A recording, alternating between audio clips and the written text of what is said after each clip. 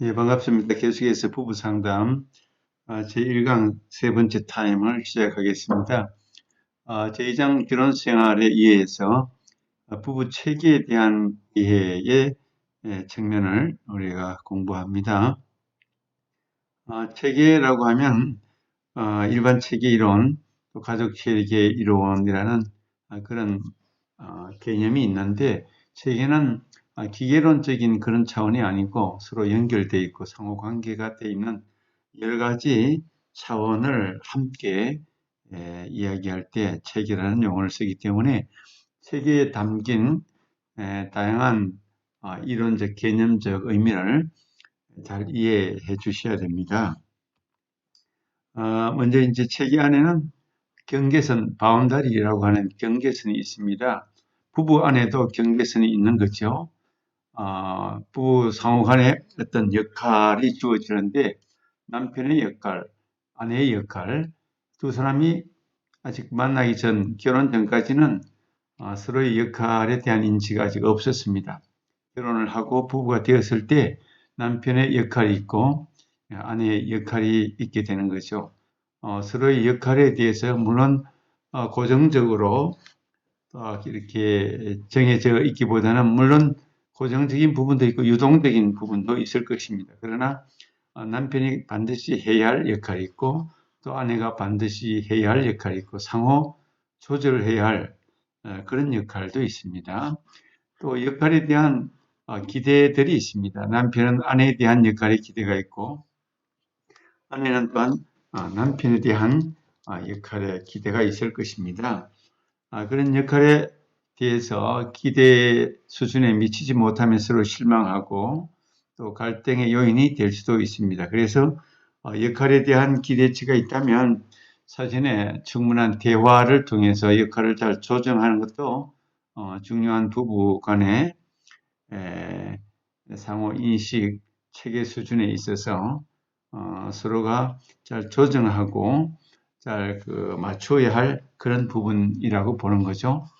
역할 수행에 대한 합의, 부부가 만약에 함께 직장 생활을 한다면 내가 이렇게 할 때는 당신이 이렇게 해주면 좋겠다. 내가 늦을 때는 당신이 부엌일을 하면 좋겠다. 내가 일찍 올 때는 내가 이것을 하겠다. 서로가 사랑 안에서, 상호 관계성 안에서 좋은 합의, 좋은 역할의 조정과 또 상호 관계성 속에서 이루어지는 그런 역할의 어떤 기대감들은 관계를 더 온전하게 만들어 줄 수도 있지만 역할에 대한 기대치를 버리게 되면 상실되게 되면 또 서로 불신과 갈등의 요인이 될 수도 있을 것입니다.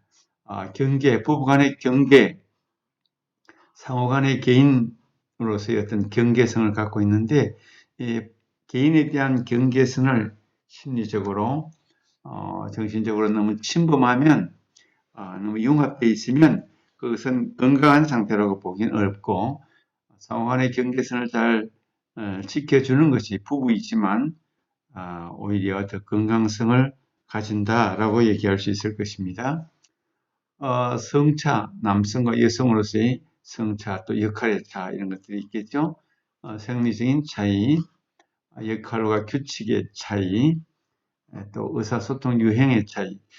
이런 의사소통 유형에 대해서는 우리 여러 가지 차원에서 많은 이야기를 해야 하고 또 부부 문제, 부부 관계에 있어서는 무엇보다도 의사소통이 대단히 중요한 부분을 차지합니다. 버지니아 사티어 같은 학자는 이 의사소통 유형에 따라서 건강성과 또 역기능적인 그런 관계를 구분해내고 있죠. 부부간의 의사소통은 끊임없이 훈련하고 개발하고 발전시켜 나가야 할 그런 부분입니다. 인간의 언어는 굉장한 역할을 하고 있습니다. 언어에 따라서 생산적인 언어, 또 파괴적인 언어, 또 지지적인 언어, 또 병리적인 그런 언어도 있기에 마련입니다. 그래서 부부간에 좋은 언어를 쓰고 긍정의 언어를 쓰고 또 예를 들어서 남편은 독재적인 언어를 원가족으로부터 써왔다면 그것이 아내에게는 굉장한 상처가 될 수 있습니다. 그런 면에 있어서 부부간의 의사소통의 차이가 너무 심하면 끊임없이 훈련을 통해서 교육을 통해서 바꾸어 나가야 할 그런 과제이기도 합니다. 정서 표현의 차이, 아내가 정서적인 표현을 잘 하고 남편이 못할 수도 있고, 또 어떤 경우는 남편이 더 다정다감하게 정서적인 표현을 잘할 수도 있고, 아내가 오히려 무뚝뚝한 내성적인 그런 여성일 수도 있습니다. 이런 표현의 차이가 연애할 때는 상당히 좋아 보이고 장점으로 나에게 없는 것이 있기 때문에 좋게 보였는데, 실제적으로 결혼해서 살아보면 현실 속에서는 서로 다름이 또 갈등의 요인이 되고, 서로 다른 것이 또 나쁘게 단점으로 현실 속에서는 보일 수도 있습니다. 그래서 정서적인 표현도 함께 훈련하고 함께 발전시켜 나가는 것이 중요한 과제 가운데 하나이기도 합니다. 인종과 문화의 영향, 이것이 곧 이제 문화, 인종, 오늘날은 이제 다문화 가정도 있기 때문에 이런 이제 문화들, 인종들의 차이가 있는데, 그것이 원가족들에게서 배운 것이기 때문에 원가족에게서 배운 것들이 이제 함께 만나서 함께 한 공동체, 한 가족, 한 문화권을 만들어야 하기 때문에 이 차이점에서 갈등을 만들고 있습니다. 차이점을 잘 융합시키고 서로 이해하고 다름을 나쁜 것으로 보지 않고 다르다, 나와 조금 다르다 이렇게 받아주는 것이 좋은 소통의 방법이고 융합할 수 있는 그런 방안이 될 수 있을 것입니다. 그 다음에 이제 가족 생활 주기에서 볼 때 각 생활 주기별로 나타나는 과제들이 있는데, 이 과제들이 부부 안에서 볼 때는 스트레스 요인이 되는 경우가 많이 생깁니다. 그 생활 주기별로 우리 인간은 탄생부터 시작해서 또 이제 아동기, 사춘기, 청소년기뿐만 아니라 장년기, 노년기 이르기까지 생활 주기별로 단기별 과제를 다 안고 있습니다. 부부가 만나서 한 가정을 만들면 부부가 이제 처음 두 사람이 있을 신혼기하고 아이가 태어날, 또 다른 아이가 태어나서 완성 가족이 되고 또 아이들이 아동기, 청소년기를 지나는 그 단계마다 가족 생활 주기, 또 부부의 주기도 있을 것입니다. 이것이 굉장히 많은 과제가 되고 인생의 숙제가 되기 때문에 스트레스를 많이 만들 수가 있습니다. 여기서 보면 수직적인 스트레스가 있고 수평적인 스트레스가 있습니다. 수직적이라는 것은 그동안 가지고 있던 어떤 과제들이 갑자기 생활 속에서 갑자기 뚝뚝 떨어지고 갑자기 나타나는 그런 것일 수 있고, 수평적이라는 것은 발달 요인 속에 꾸준하게 시간적으로 나타나는 그런 요인들로 이해하면 좋겠습니다. 수직적 스트레스로 성차별, 결혼을 했는데 남성과 여성, 아내와 남편이 서로 문화가 다른 원가족의 문화가 달랐기 때문에 그런 차별이 심한, 그런 차이가 심한 두 가정이 만나기 때문에 문제를 만들고 스트레스 요인이 될 수가 있고, 또 부족한 여가, 남편과 아내가 한 사람이 일이 너무 많다, 바쁘다, 이런 것들 때문에 여가가 없어서 오히려 스트레스가 될 수도 있고, 가족의 신앙, 그 가족만 갖고 있는 독특한 문화, 다른 가정에게 없는 그 가족에게만 있는 어떤 특별한 문화가 그 원가족으로부터 대대로 내려오는 것이 있다면 그것을 꼭 지켜야 된다. 그 신화, 가족 신화를 따라야 된다. 우리는 생일 때는 꼭 이렇게 한다. 우리는 어떤 결혼 기념일이 되면 꼭 이렇게 해왔다. 가족만이 갖고 있는 그 신화를 무조건적으로 따라하라고 한다면 스트레스가 될 수도 있을 것이고, 삼각관계, 부부가 함께 살아가는데 또 친정이나 시댁의 어떤 시어머니, 시아버지, 또 친정어머니, 삼각관계가 만들어질 수도 있습니다. 한쪽이 너무 약할 때 자기 쪽으로 어떤 힘을 끌어들일 때의 삼각관계가 만들어지기 때문에 외아들인 경우는 어머니와 삼각관계로 이렇게 자부와 함께 만들어질 수 있죠. 가정에 또 나타나는 남편이나 혹은 아내의 폭력 현상, 또 숨겨졌던 중독의 어떤 문제들, 유전적으로 나타나는 체질적인 문제들, 연애할 때는 몰랐는데 함께 살아가면서 나타나는 이런 문제들 때문에 굉장한 스트레스가 결혼 생활 속에서 나타날 수 있겠죠. 그 다음에 수평적인 스트레스로는 갑자기 이사를 해야만 된다. 또 가족 가운데 또 누가 죽게 되었다. 또 만성질환을 쭉 가족 가운데 누가 앓고 있다. 굉장한 스트레스 요인이 될 수가 있겠죠. 경제적인 불황을 만나면서 실직의 그런 어려움을 만나게 된다. 부부 가운데 한 사람 또는 가족 가운데 한 사람이라 할지라도 수평적인 스트레스 요인으로서 가족 생활에 행복을 깨뜨리고 부부 간에 많은 짐을 안겨주고 또 스트레스를 만들 수 있습니다.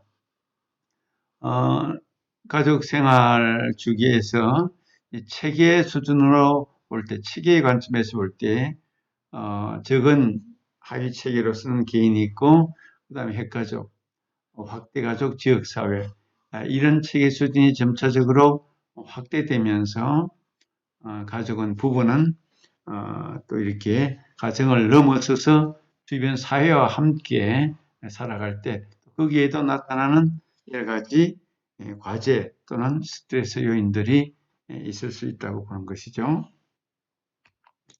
그 다음에 결혼의 사이코로지컬 테스크, 심리적 과제들이 있습니다. 결혼을 하게 되면 마냥 행복한 줄 알았는데 스트레스 지수 같은 데 보면 결혼을 하는데도 상당한 지수 한 40점 정도 이렇게 스트레스 지수가 나타납니다.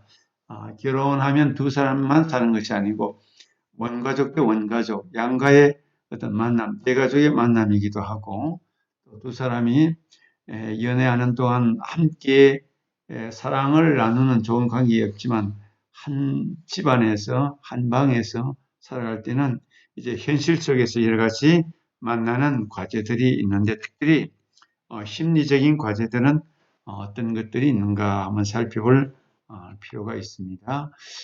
심리적으로 분화하기, 분화, 감정적으로 융합되어 있거나 감정적으로 너무 함께 얽혀 있는 것을 분리시키는 것, 이성화시키는 분화 작업을 말하는 것입니다. 원가족과의 새로운 관계 형성하기, 대가족 제도 하에서 뭐 할머니가 키웠다 하면 할머니하고 심리적으로 융합되어 있을 수 있고, 또 아빠가 안 계시기 때문에 엄마가 아들을 너무 친밀하게 키웠다. 어머니하고 감정적으로 융합이 많이 되어 있었다면 그 아들은 이제 심리적인 분화가 큰 숙제가 될 수 있습니다. 아무리 사랑하는 아내가 있다 할지라도 또 어머니에 대한 그런 정리를 끊지 못하기 때문에 늘 염두에 두고 신경을 많이 쓰고 또 어머니 생각 또 홀로 있는 어머니에 대한 그런 심리적인 융합이 부부 관계에 큰 걸림돌, 스트레스, 장애 요인이 되는데 이런 심리적인 분화, 심리적으로 독립하기, 원가족과의 새로운 가족 형성하면서 어느 정도 분리를 시켜내는 것, 독립하는 것, 심리적으로 독립하는 것, 이런 것들이 결혼 생활의 심리적 과제가 아닐 수가 없습니다. 결혼하면 이제 두 사람이 하나가 되고 부모로부터 떠나버리고 그래서 두 사람이 연합해서 새로운 삶을 만들어가는 것, 이런 심리적인 독립하기, 이것이 숙제 가운데 하나일 수 있습니다. 부부 결속감 구축하기와 자율성 창조하기, 그렇습니다. 자율성, 부부만의 자율성, 이제는 시댁이나 친정 양가의 간섭을 받지 않고 부부가 이제 두 사람만의 결속감을 잘 만들어가는 것, 두 사람만의 시간, 두 사람만의 어떤 대화, 두 사람만의 여유, 두 사람만의 어떤 취미 활동, 이런 자율성을 두 사람만이 만들 수 있는 그런 창조적인 자율성을 쌓아가는 것이 대단히 중요합니다. 지나친 시대의 간섭, 친정의 또 간섭, 이런 것들이 부부 결속감을 약화시키고 자율성을 방해하기 때문에 그것은 두 사람의 좋은 부부 세워 나가는 그런 역할에 장애를 만들 수가 있고 그것이 나중에 큰 스트레스 요인으로 나타나기도 하는 것이죠. 세 번째로는 파렌팅, 부모되기. 부부가 이제 아이를 낳게 되면 인생에 있어서 첫 번째로 아주 부모가 되는 첫 시간이 되는 거죠. 첫 번째로 남편은 아빠가 되는 것이고 첫 번째로 아내는 엄마가 되는 것입니다. 인생의 처음 경험이기도 합니다. 이것이 얼마나 놀랍고도 신비한 경험이죠. 처음 부모가 되는 것, 처음 엄마 아빠가 되는 것. 그 역할을 아직 잘 모릅니다. 부모에게서 보긴 했지만 자기가 감당해 보지 않았기 때문에 처음 해보는 것입니다. 이런 첫 경험들에 대해서 좀 놀랍고도 신비한데 이런 걸 통해서 점점 인생의 여러 가지 성숙한 측면을 발전시켜 나가는 것입니다. 결혼의 심리적 과제 속에 이런 부모 되는 그런 심리가 어떤 심리인가 고려해 볼 필요가 있겠죠. 네 번째로 가족 위기에 대처하기. 주기별 여러 가지 이제 숙제가 많이 나타나는데 가족의 위기가 나타날 수도 있습니다. 결혼 생활 속에 한 사람이 아프다, 큰 질병이 생겼다. 그래서 병원에 입원해야 된다. 여러 가지 어려움이 생깁니다. 갑자기 가정을 누가 지킬 것인가, 간호를 누가 해야 할 것인가, 또 여러 가지 역할의 분담, 또 경제적인 여러 가지 문제들, 또 진정 시대 양가의 어떤 도움들, 여러 가지 상황 속에서 나타나는 위기들이 있는데 이런 위기들에 적절하게 대처할 수 있도록 하는 것이 부부 위기를 막는 좋은 방안이 될 수도 있을 것입니다. 이제 그 다음에 다섯 번째로 갈등 해결을 위한 부부의 안전한 방식 만들기 했는데 인간이기 때문에 아무리 사랑하고 관계가 좋다 할지라도 서로 생각이 다르고 어떤 문제가 발생했을 때 해결 방식이 다르고 접근 방식이 다르기 때문에 갈등이 일어날 수밖에 없습니다.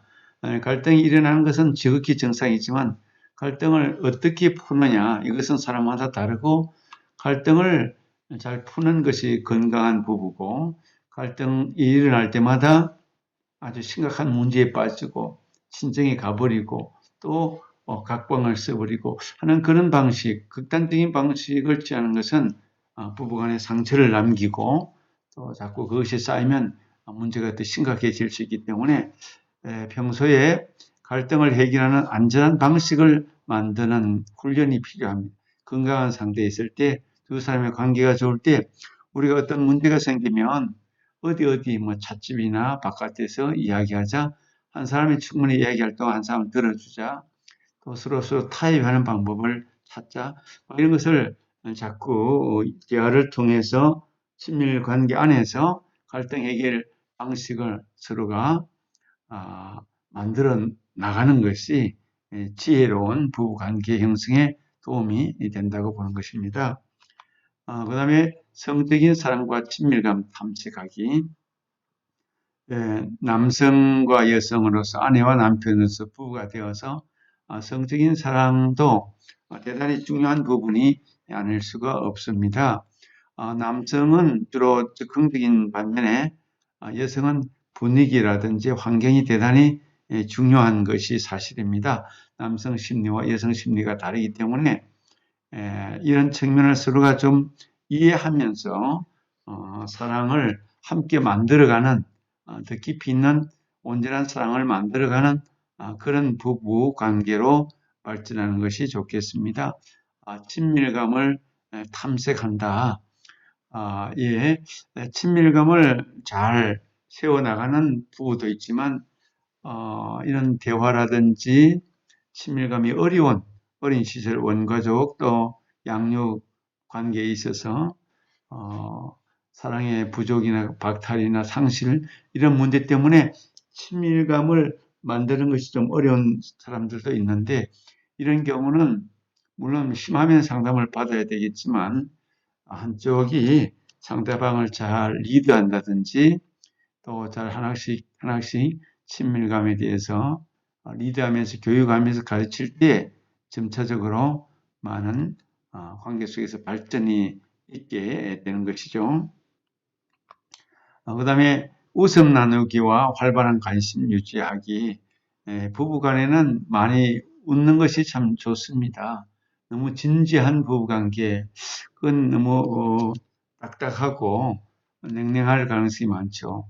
서로 유머를 하면서 부부 사이에 많이 웃고 관심을 가져주고 활발한 관심을 상대방이 작은 것 하나 변했을 때 머리 모양이 바뀌었다, 넥타이가 바뀌었다, 또 뭔가가 바뀌었을 때 관심을 가져주고 작은 상처 하나에도 관심을 깊이 가져주는 것이 부부로서 서로의 신뢰감, 친밀감, 그런 지지 형성에 많은 도움이 된다고 보는 것입니다.